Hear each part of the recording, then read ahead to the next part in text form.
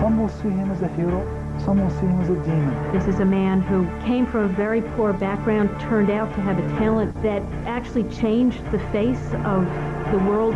This mad dog of the Middle East has a goal of a world revolution. He wanted to be different. He wanted to appeal to the Arab masses. He was built up to be this great mad menace in North Africa. Gaddafi is a revolutionary probes with a sword until he encounters steel.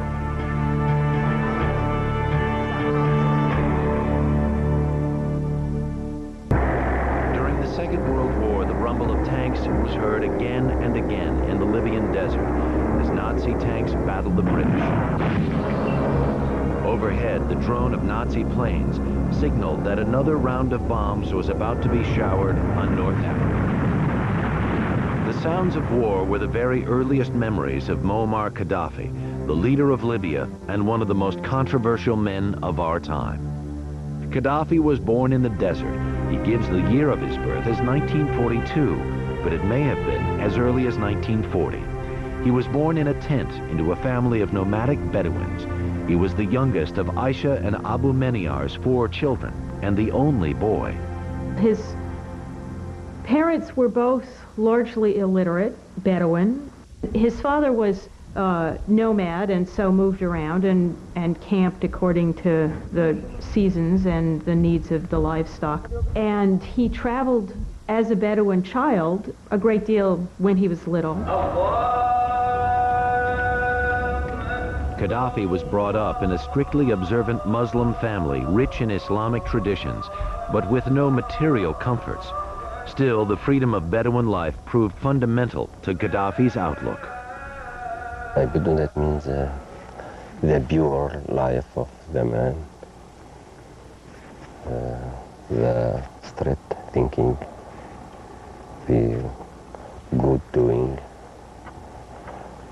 That we mean by Bedouin. Next to the magnificence of the ruins left in Libya by the Romans, the Bedouin lifestyle was primitive. Like their predecessors, the Italians wanted to colonize North Africa, and in 1911, they started the conquest of Libya. Soon after he came to power in 1922, Benito Mussolini imposed his fascist regime on Libya, and the Italians ruled with brutality until their defeat in the Second World War. In the course of 20 to 30 years, the Italians sought to crush the life out of the Libyans. It was the Italians who set up the first concentration camps. There were huge concentration camps in Libya. They killed hundreds of thousands of Libyans in massacres and slaughters. They committed abominable atrocities, and the Italians used poison gas. But the Libyans fought back. The improbable leader of the resistance was an old school teacher, Omar Mukhtar. He roused his countrymen to stand up to the Italians, and he was Gaddafi's first great hero. In the long struggle against colonization, Gaddafi's grandfather was killed, and his father reportedly wounded. The bravery of the Libyans, and particularly Omar Mukhtar, became legend and was celebrated in a movie epic. Lion of the Desert, an epic story of courage and conquest. Anthony Quinn is Omar Mukhtar, whose love for peace filled him with the power to fight. In 1931, the 80-year-old rebel leader was finally caught and executed. But the memory of Mukhtar and Italian rule was passed down in stories told to Gaddafi by his father. Omar Mukhtar was a great influence for Gaddafi, and certainly at one stage in his career, in his political career, he often used to refer to Omar Mukhtar as a great symbol of rebellion against colonialism and of Libyan nationalism.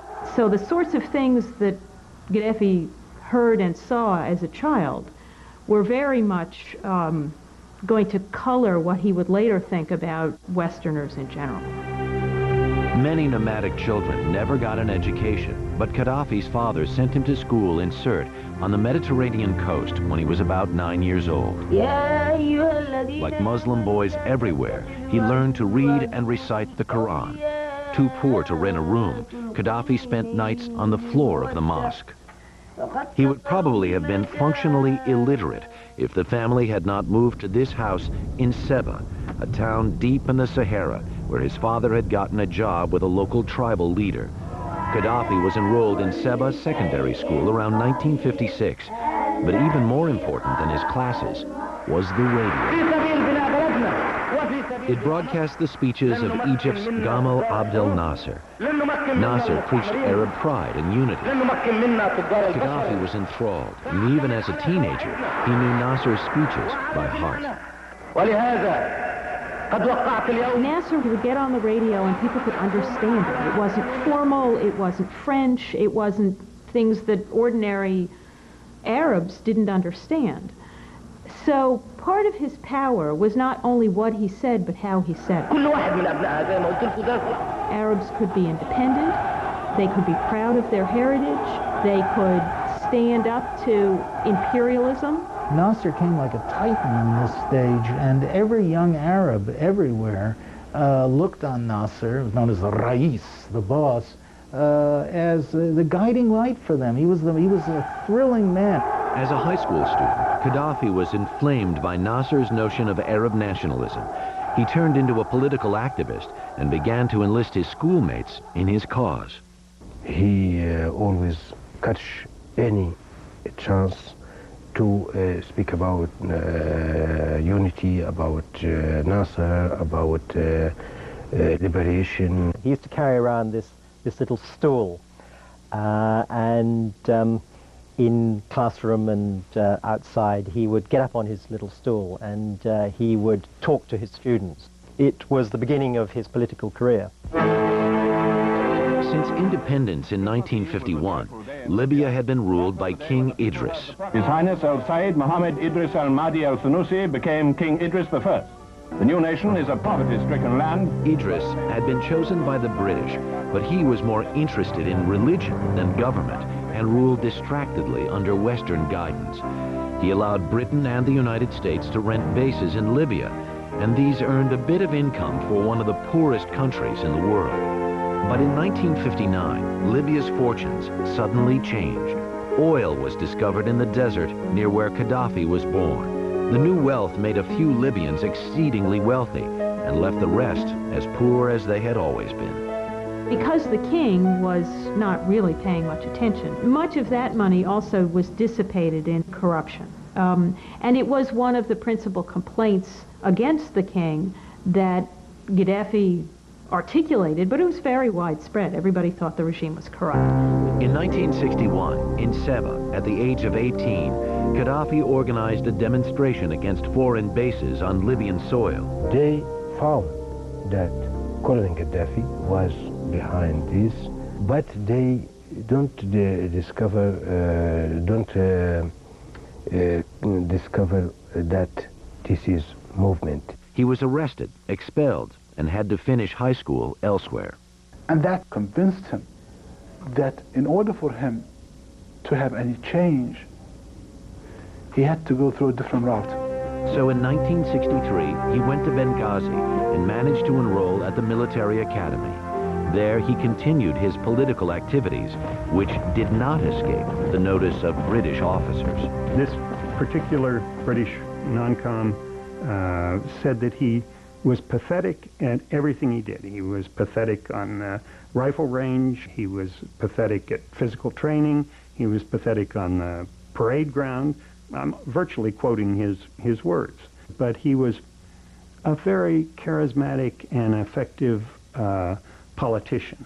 He was leading resistance and not even hiding it. He was viewed as being sort of a quixotic individual who really didn't represent anything of a significant threat. Gaddafi applied for further training in England, and in 1966, he succeeded in joining the Royal Armoured Corps in Dorset. Gaddafi didn't like England. He noted that people who did all the menial jobs were rarely of Anglo-Saxon descent. He felt that these people were not being treated well in British society.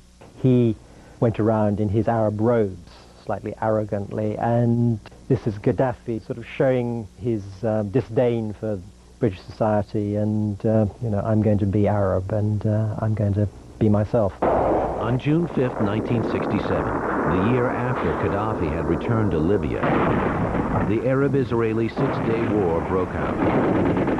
Gaddafi was sent with a contingent of soldiers to support the Egyptian army, but when he reached the border, the war was over. The Israelis, backed by the West, had squashed the armies of Syria, Jordan, and Egypt. It was a humiliation for the Arab world. We reckon that the plotting for a change of government began at the end of the Six-Day War. Underground, he spent all his time work for the revolution. He's always busy. Gaddafi was now an officer in King Idris's army. In 1968, the charismatic and handsome soldier managed to marry the daughter of a general. The match was short-lived, but produced a son. Gaddafi was now ready to make his next move. It would be an extremely dangerous one that would change his country forever. In 1969, Muammar Gaddafi, the son of poor Bedouins, was a captain in the Royal Libyan Army. He was also a Muslim idealist, inflamed by the ideas of Arab nationalism, and he had plans to change the world. Gaddafi had not only the same sense that many people during that time had of unlimited horizons, but he is fairly considered of a sort of 60s generation. But he was a little older, much more serious, and had far bigger plans than most students. He too defied authority, but his greatest anger was aimed at what he saw as Western imperialism. As an Arab nationalist, he wanted to overthrow the pro-Western Libyan government. We in the embassy were aware of the nationalist feeling, of course. It was a period of unease, but I found it very difficult without any hard evidence to convince people that something was brewing. There was no instability per se, but you know, there was a sentiment throughout that time for a change. Very early in the morning on September 1st, 1969, a score of young officers in Tripoli and in Benghazi got ready to bring down the king. If we succeed, it is good. If we fail, it is good because we tried, and this is our job to do. I was very busy before the coup trying to make sure that something of this kind didn't happen. About 5 o'clock in the morning, as I was crossing the street back, a posse of troops came around the corner and found me in the middle of this empty road, and so they stuck a gun in my back and I said, take me to your officer. And so we marched down the road to the radio and television station, and out tumbled a young, good-looking lieutenant. I said to him, who are you? He said, I'm Lieutenant Gaddafi. Who are you? Just a few hours later, at 6 a.m., a Sousa march was played on the radio, and at 6:30, Gaddafi went on the air to deliver Communique 1. People in Libya quickly realized that the anonymous voice on the radio meant a revolution had taken place. I just woke up one morning and opened the door. I found a soldier in front of the house. You can't go out. We saw each other after the victory. We are very, very happy, very proud. Especially the revolution came without any bloodshed. At a barracks near Benghazi, one government soldier was killed and 15 were wounded. Key members of the old government were arrested, but no one was executed. Many welcomed the coup. Maybe something would be done to remove the corruption, to remove the nepotism, to remove so much of the ills of the society. Telegraph, London, of course, that I thought that this man, Lieutenant Gaddafi, was speaking with sufficient authority to sound like the boss. Soon it became clear to the public as well that Gaddafi was the leader of the young officers who called themselves the Revolutionary Command Council. He now ruled Africa's 4th largest country. He was only 27, but knew what he wanted. He came with very, very clear goals: unity, socialism, and freedom. The slogans of the Egyptian revolution. He's going to change. He's going to be a modernizer to bring Libya into the 20th century, really. These were his goals when he first came to power. The fall of the old government might have been popular, but the Revolutionary Command Council had a rough start. Almost instantly, there were several unsuccessful counter-coups, and soon after the takeover, Gaddafi disappeared for a while. It turned out he was in the hospital, apparently with a case of appendicitis. He was cured, and in the process, fell in love with his nurse, Safia. They would marry soon after his release. He's a very private individual. We don't know much about his private life. I visited him many times, but I didn't sit hard because when we visit him in hospital, he make the visit work. Gaddafi was in a hurry. A devout Muslim, he wasted no time banning alcohol, closing nightclubs, and turning churches into mosques. And he also replaced Roman letters in advertising and street signs with Arabic script. This is a stop sign in Arabic. You can see faintly it also said stop in Latin letters, S-T-O-P. But it's been painted over. All non-Arabic writing has been abolished by the revolution. Then he proceeded to get rid of Westerners on Libyan soil and asked the British and the Americans to evacuate their bases. In June 1970, 3,000 Americans left Wheelus Air Base near Tripoli. Next, he took on the hugely profitable oil companies operating in Libya. Gaddafi wanted a larger share of the income from the country's high-quality oil and threatened to nationalize the companies that didn't meet his demands. The companies would respond, we can't do a deal with you, then you're going to have to drink your oil. And Gaddafi said, if I have to stop production because you won't buy it, we'll go back to drinking camel milk and dates, and we'll live on that. So he single-handedly launched the oil price explosion of the 1970s. That changed the face of the oil industry because it created a model for other producing countries. It also probably emboldened the producing countries for what would be several years later the big oil boycott. The 1973 oil boycott plunged America into an energy crisis.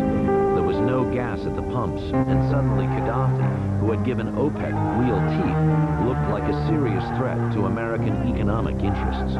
Gaddafi resented the Western policies, and people were really impressed. Here, a young chap with a fluffy hair and, revolutionary and very genuine, speaking his own mind. But what Gaddafi wanted more than anything was Arab unity, and he hoped for Libya to merge with Nasser's Egypt. He led the revolution to liberate Libya, to unite Libya with Egypt. And Nasser is our leader. We have no plan to rule the country.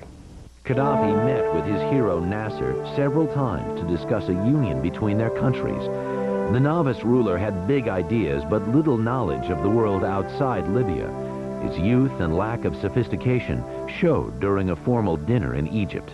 He was presented with an official dinner, some shrimps, and he sort of looked, Gaddafi that is, looked askance at these shrimps and said he couldn't eat them because they were locusts.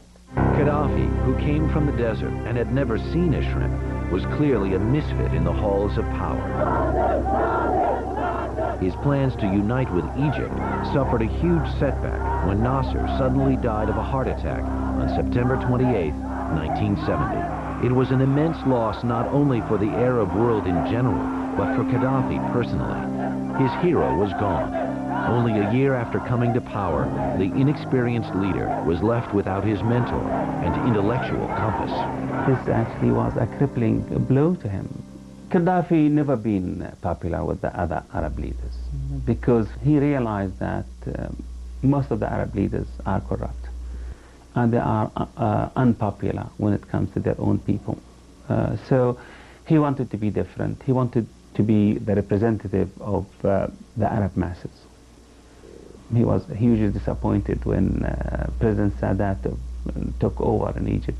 Gaddafi became a more and more outspoken and bitter critic of Sadat, whom he accused of corruption, of thievery, and of being an American puppet. The new Egyptian president, Anwar Sadat, quickly became convinced that Gaddafi was crazy. It was the first rebuff to Gaddafi's lasting hopes for Arab unity. Gaddafi also dreamed of making Libya an example of a modern Arab state, but the poor Bedouin whose determination had won him power would soon discover that taking over the country was a lot easier than running it. In 1969, Muammar Gaddafi had toppled the Libyan government in a coup. He was only in his late 20s and was living modestly for the leader of an oil-rich country. He regularly went back to the desert and still enjoyed the company of simple Bedouins. He lived through the hardship of the desert. He's humble and he's genuine. I believe he really likes to live like his own people, no luxury life. But he was a man with ambitious plans for his country. In the early 1970s, Gaddafi was determined to spend his country's wealth on improving life for Libya's 3 million people. Most of them still lived in poverty in spite of the windfall from oil. The first 4 years, you saw fantastic growth in infrastructure, you saw fantastic growth in services, you saw fantastic growth in building of homes. He allowed for Libyans to experiment, to set up factories, and to set up, I mean, all of a sudden you found factories manned by Libyans, owned by Libyans. He put the oil money into social programs. There was free medicine, free education, free housing, subsidized food. So it was a kind of a socialist welfare state. Certainly Libyans were better off than most citizens in other Arab countries. But Gaddafi also built up a formidable military force, buying a large part of his arsenal from the Soviet Union. Libya seemed to be making progress toward a modern state. Then, in 1973, Gaddafi called for a clean break with the two political systems which dominated the world. You had two camps, you know, the American camps and the Soviet camps, and you need something in between. So he introduced the third theory, hoping that this will be the right choice for the Arab world. He had good intention to his country. It took 2 years and many long seminars before the first installment of Gaddafi's ideas for the perfect society was published in 1975. 2 more volumes followed in 1977 and 1978. They resembled an Islamic green version of Mao's Little Red Book. Gaddafi expected great enthusiasm for his pocket-sized recipe for a better world. There's a kind of restless disappointment and hope that, you know, he will find compatriots in this project to rectify the world. Now, what is a rectified world? I think for him it is profoundly egalitarian. So drawing on his Bedouin experience and Islam, Gaddafi set out to teach the world what true democracy was like. Government was essentially abolished in favor of local people's committees, which would operate according to their own rules. And that was his pronouncement. You're the people's democracy, do it at the grassroots level. So off these different Libyans went doing who knows what. People's revolutionary congresses, local committees, regional committees, you name it, there's a committee for everything. And somehow out of this morass of political machinations, some sort of policy is supposed to come out. Gaddafi's specific ideas for society are depicted in a propaganda comic book. He decided that businesses could not have employees, only partners. People needed transportation, so everybody got a car. Rentals were forbidden, so everybody had to own their own house. Gaddafi also declared equal rights for women and encouraged them to take jobs outside the home. He allowed them to serve in the army and went as far as employing some of them as his personal bodyguards. And unlike most Muslim leaders, he sometimes took his wife Sophia along on official state visits abroad. He never imposed any restrictions on women. He opened all the avenues for them. He's a pioneer in this field. Gaddafi himself would be the first among equals. He renounced all titles and was to be known simply as the leader. I am not president, I am not prime minister, I have no government, there is no official regime, political regime in Libya. The authority now is in the hands of the peoples. In the people's conferences. He changed the country's name to the Libyan Arab Jamahiriya, which means the state of the masses, and the flag became solid green. It seemed all of Gaddafi's reforms caused chaos and opposition. The Green Book served to unsettle things, just turned the country inside out. You would go to the store and come back, and you find somebody in your house. And there's absolutely nothing you can do about it, because there's no law to protect you. But all of this social experimentation had the result of helping him to stay in power by keeping potential adversaries off balance. Allahu Akbar! Allahu Akbar! And he had plenty of adversaries. The religious conservatives did not like the leader's attitude to gender questions. Army officers plotted against Gaddafi, and students protested against interference from revolutionary committees. And for the first time under Gaddafi's rule, the response was rough justice. I was coming downtown, where actually I saw 2 gallows. And then 2 people were put up there, and they were hung. And they were hung. Businessmen and dissidents left the country. Those disloyal to Gaddafi, he attempted and sometimes succeeded in liquidating. The idealist had become brutal to stay in control. But the Libyan leader still believed that his Green Book version of democracy would be a way for those he considered the oppressed of the world to escape their lot. I am sure the new generation will adopt the theory of the Green Book. And it is spreading now in this new generation in the world. From the start of his regime, Gaddafi had given money to all kinds of revolutionary groups that were anathema to the American government at the time. Nelson Mandela's African National Congress and the Irish Republican Army, the Sandinistas in Nicaragua, Castro in Cuba, the rebels in Angola, and America's own Louis Farrakhan. Let's hear it for Brother Gaddafi. And he sent troops to neighboring Chad and got involved in the civil war there. He wants to be known as the liberator. Every revolutionary group in the global anti-imperialist struggle, call them revolutionaries, terrorists, what you will, came to Tripoli because they could get handouts. But above all, Gaddafi gave money to anyone working to eliminate the State of Israel. Gaddafi had long been a thorn in the side of the West. Personally, President Jimmy Carter felt the prick when Gaddafi clouded his prospects for re-election by hiring the president's wayward brother, Billy Carter, as a business consultant. In 1979, Billy could be seen among people that America considered terrorists, celebrating the 10th anniversary of the revolution. That occasion was another opportunity for Gaddafi to parade his $20 billion arsenal. By now, the Libyan leader looked less like a maverick and a lot more like a menace, one who was rumored to have the atom bomb.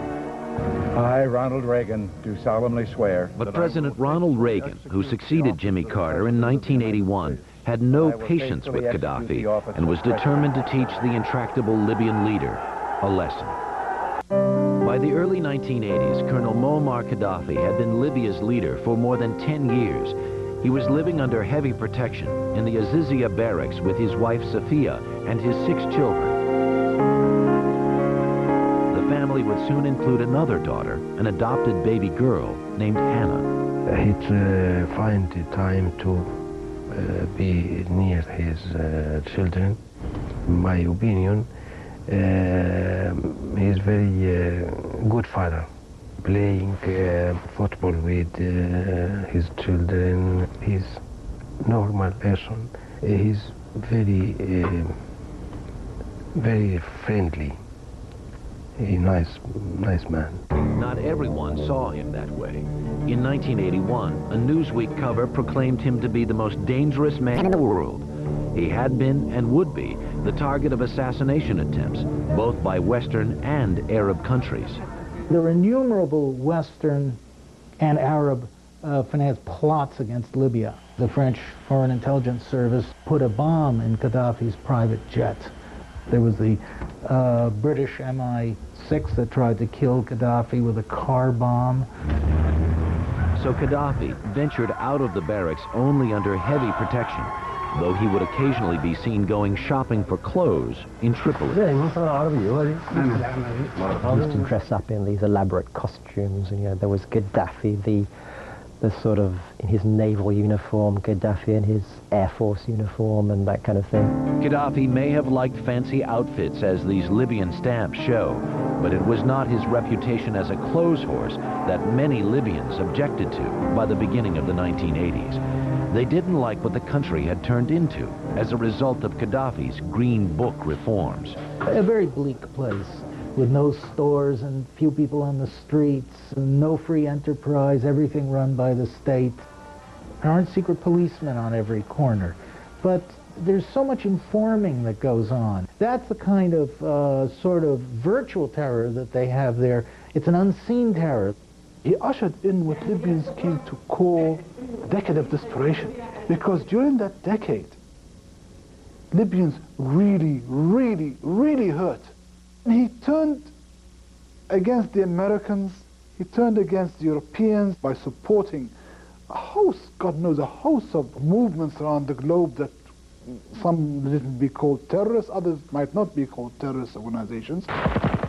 Terrorist clients were a drain on Libyan resources, and then in 1982, a long-lasting worldwide oil glut began to reduce Libya's income sharply. So people started saying, it's one thing if we have excess revenues that we can support terrorists and revolutionary groups around the world, but if we are actually belt-tightening, then that money should not be supporting other people, it should be supporting us. But his support for revolutions everywhere continued. So when bombs went off in the airports of Rome and Vienna in December of 1985, the Reagan administration quickly pointed to Gaddafi. Whether or not Gaddafi was guilty of the crime, Reagan quickly responded with sanctions on Libya. Outrages against civilized conduct are, of course, as infamous as those of the Ayatollah Khomeini. See, Reagan is liar.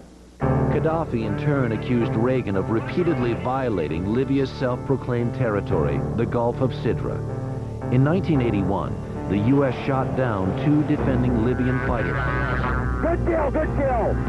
And in 1986, the Sixth Fleet crossed what Gaddafi called the line of death. Gaddafi was very important as a symbol to Reagan.